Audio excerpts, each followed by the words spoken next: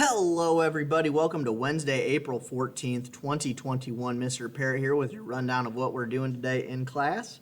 And we're on the final home stretch of our 3-day stuff, looking at how we've tinkered with natural selection. We've already looked at how we've kind of done it through breeding and through growing certain crops. We've looked at it yesterday and how we've genetically modified organisms. Today we're going to be looking at kind of what we've been doing and studying with the kind of medical side of things. Look at some medical treatments that are going on with it, as well as things like cloning and what is called gene therapy. So first off, bell ringer, make sure that you answer it there. And if you haven't turned in your GMO stuff from yesterday, make sure you go ahead and finish your GMO stuff and turn that in. And then we're going to go back to our notes to look at today's stuff. So here's today's stuff dealing with what is called gene therapy. I'm going to take a drink real quick.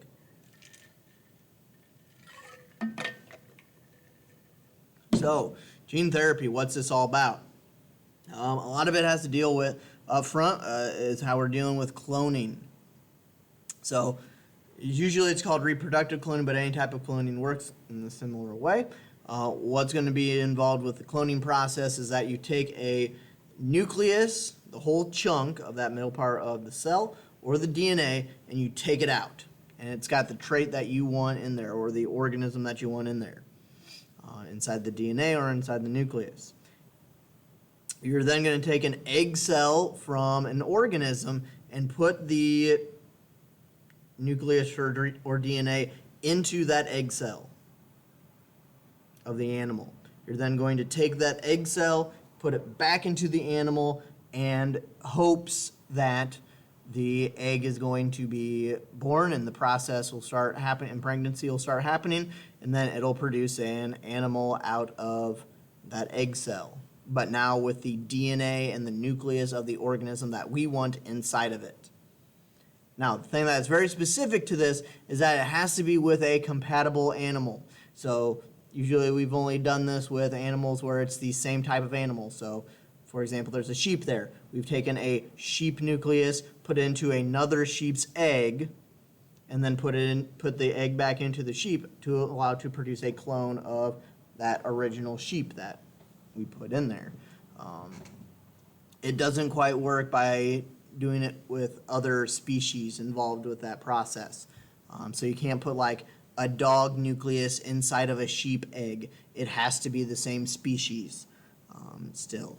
So that kind of limits some things going on with it. Here's a nice picture that shows kind of what we're looking at with it. So you've got your cow over there. We take the cell from the cow. We get the DNA or the nucleus of whatever that we want.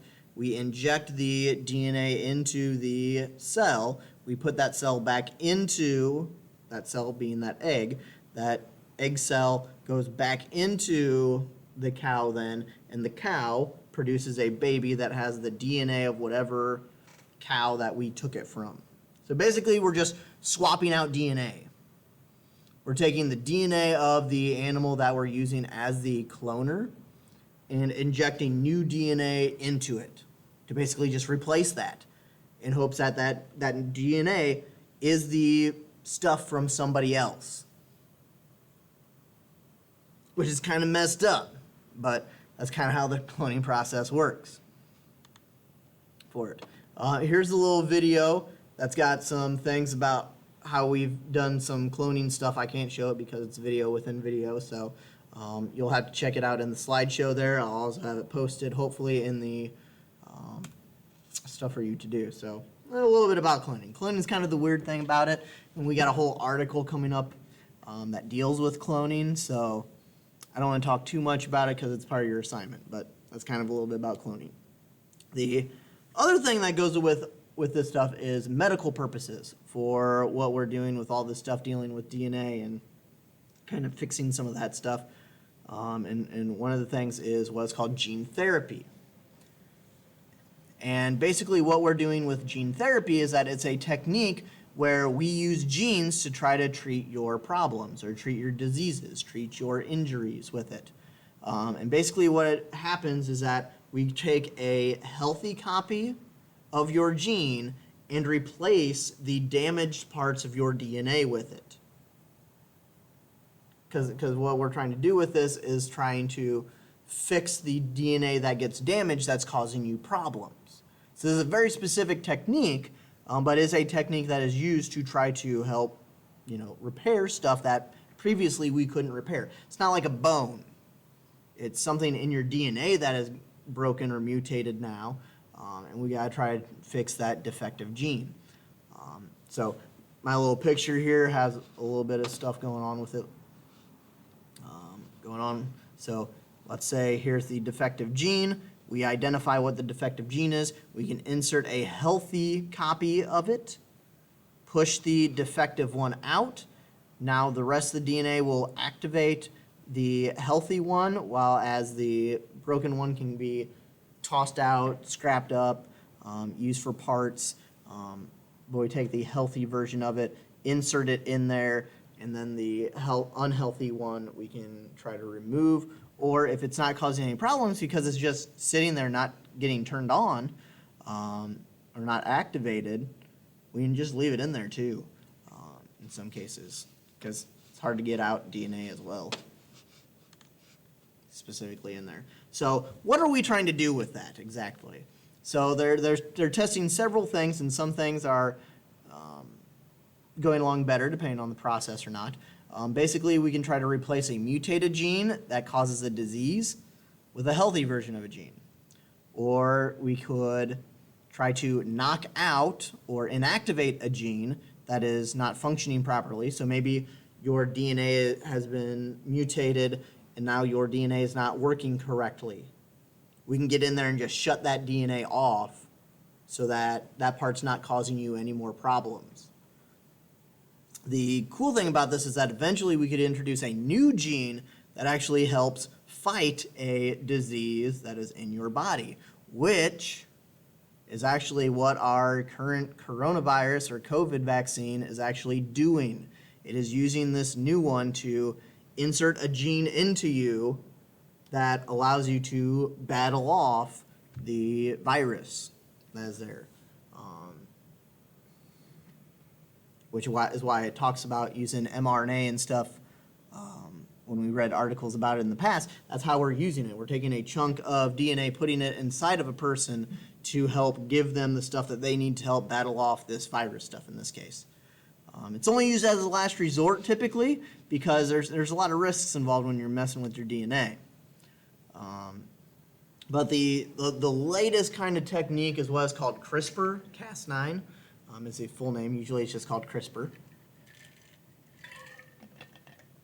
And basically with this technique, it's a quick and cheap way to edit a section of DNA that happens over the course of, days instead of full-blown months to years.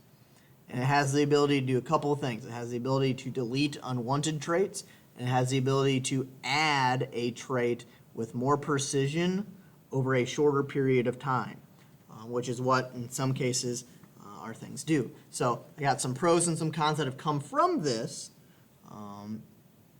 Let's look at some cons first and finish off on the positive side. Cons, because nothing is perfect, so these are the negative things. We could accidentally wipe out large sections of DNA, not good. That's why it's usually used as a last resort type of thing. We could rearrange your DNA differently, which causes more mutations, not good. Could lead to cancer forming, because cancer forms when your DNA gets messed up in ways, so also not good. Could also cause some non-natural mutations because you're going in there and messing with your DNA, so all bad things that are going with it. Pros, what we have done thanks to these methods.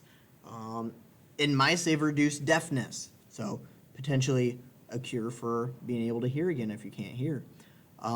We've created mushrooms that don't spoil easily. We have in mice, and a lot of these things aren't in human serves yet because of reasons. So a lot of these things are tested on other animals before it's tested on humans.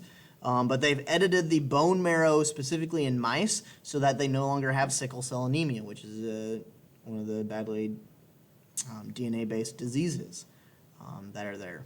We've made drought-resistant crops using this method. We have new antibiotics and ways to fight bacteria because of this. Some of our new medicines have come out of this. The COVID-19 test and vaccine treatment uses all this stuff with your DNA. HIV resistance in humans with that stuff is on there. And these are other potentially things, not what we've done, but what we think we can do. Some other potential things is kill off specific insects or bugs that specifically cause diseases to spread, like malaria mosquitoes, which are mosquitoes that specifically transmit malaria around. We can potentially kill them off using something like this, to where if the insects themselves are carrying malaria, they will not be able to live, so thus they won't spread it anymore. We could also potentially resurrect extinct species. There's talks about bringing back stuff like a woolly mammoth based off this similar method. So that whole stuff involving Jurassic Park, where they're talking about your dino DNA and getting it from a frog, even though that's completely not how you would do that. They're actually doing some science in relation to that, where we could bring back extinct species. Now, there's a whole thing of like, should we or shouldn't we? That we're not going to go into that. But the chance of being able to do that's pretty cool sounding kind of thing there. And here's just a bunch of other things that we have done with genetically engineered drugs and vaccines, things that we have for genetic diseases that we're trying to cure. Forensic science has a lot of stuff dealing with DNA that we use a similar method for, stuff that we've done for plants and for animals, that have all been done through science and through messing with the DNA of things. So I've spoken enough on that. Let's take a look at your assignment for today. So go to Wednesday, and this one's about cloning dogs.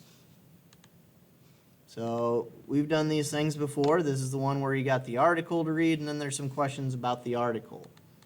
So I split up this article into 5 different sections. It's about a person who wants to clone her dog and how she was able to do that. So you just got to go through, read through the questions, pick the best answers for everything. There's a specific spot about how to clone a dog in there and the steps needed. There's a little bit more with that. Then you can submit it when you're done, do all that kind of good stuff that goes along with it.